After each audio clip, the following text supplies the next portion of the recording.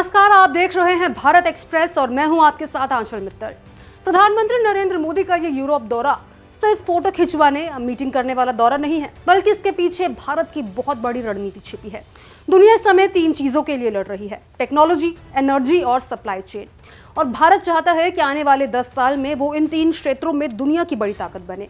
इसलिए पीएम मोदी 6 दिन में 5 देशों के दौरे पर गए हैं, ताकि हर देश से भारत को कोई ना कोई बड़ा फायदा मिल सके। अब आसान भाषा में समझते हैं कि किस देश से भारत को क्या कुछ फायदा होने वाला है।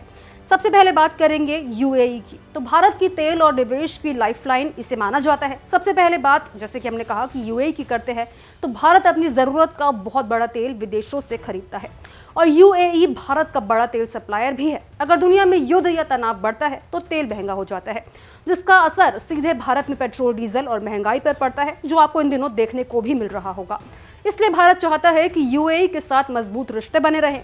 अब इसमें भारत का फायदा क्या कुछ होने वाला है वो भी हम आपको बता देते हैं। तो लंबे समय तक सस्ता और स्थिर तेल सप्लाई जो है वो भारत को मिलेगा। यूएई से भारत में अरबों का निवेश, इंफ्रास्ट्रक्चर और रियल एस्टेट में पैसा भी होगा। फिर डिफेंस और साइबर सिक्योरिटी संयोग भी बनेगा, यानी यूएई भारत की एनर्जी सिक्योरिटी मजबूत करता है। अब आएंगे नीदरलैंड्स पर, सबसे बड़ा सेमीकंडक्टर मिशन। अब आते हैं इस पूरे दौरे का सबसे अहम हिस्से पर। आज दुनिया में सबसे ज्यादा ताकत उस देश के पास है जो सेमीकंडक्टर चिप्स बनाता है।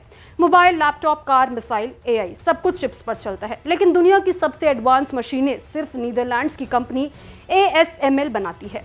अब अगर भारत को अपना चिप उद्योग खड़ा करना है तो एएसएमएल जैसी कंपनियों का साथ जरूरी है। भारत को यहाँ पर क्या कुछ फायदा मिलने वाला है वो भी आपको बताते हैं। तो भारत में चिप फैक्ट्री लगाने में मदद मिलेगी। टाटा जैसे भारतीय कंपनियों को टेक्नोलॉजी सपोर्ट मिलेगा। चीन पर निर्भरता कम होगी। भारत इलेक्ट्रॉनिक्स मैन्युफैक्चरिंग हब बन सकता है। यानी ये दौरा सीधे भारत के मिशन सेमीकंडक्टर से जुड़ा है। अब आएंगे तीसरे देश यानी कि स्वीडन पर।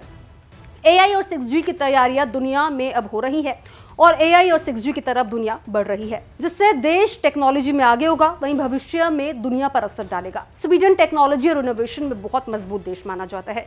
भारत को यहाँ क्या कुछ फायदा होगा तो वो आपको बता दें कि एआई टेक्नोलॉजी में सहयोग भारत को मिलने वाला है। 6G रिसर्च में पार्टनरशिप मिलने वाली है। भारतीय स्टार्टअप्स को यूरोप तक पहुंच मिलने वाली है। तो वहीं ग्रीन टेक्नोलॉजी में भी भारत को निवेश मिलेगा। मतलब भारत सिर्फ आईटी सर्विस नहीं बल्कि फ्यूचर टेक्नोलॉजी लीडर बनना चाहता है। अब आएंगे अपने चौथे देश नॉर्वे पर, जिसे ग्रीन एनर्जी और हाइड्रोजन के लिए जाना जाता है। अब पूरी दुनिया पेट्रोल, डीजल से हटकर ग्रीन एनर्जी की तरफ जा रही है।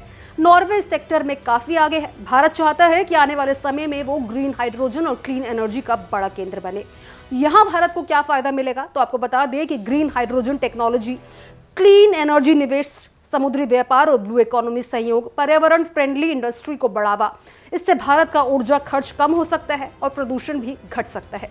अब आएंगे अपने 5वें देश इटली पर, जहां पर पीएम मोदी इस वक्त मौजूद है।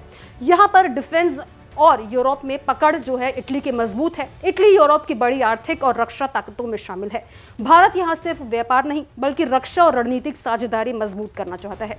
भारत को यहां पर क्या कुछ फायदा मिलेगा इस पर बात कर लेते हैं। तो डिफेंस टेक्नोलॉजी सहयोग भारत को मिलने वाला है। यूरोपियन मार्केट तक पहुंच इसमें भारत को मिलेगी। छोटे भारतीय उद्योगों को फायदा मिलेगा। भारत यूरोप संबंध मजबूत होंगे।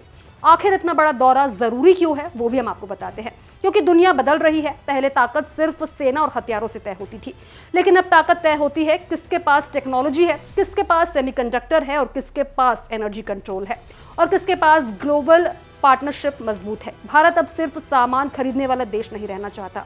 भारत चाहता है कि दुनिया की बड़ी कंपनियां यहाँ फैक्ट्री लगाए, लाखों नौकरियां पैदा हो और भारत अगला ग्लोबल टेक हब बने। और पीएम मोदी का ये 6 दिन 5 देशों का दौरा उसी बड़े मिशन का हिस्सा माना जा रहा है।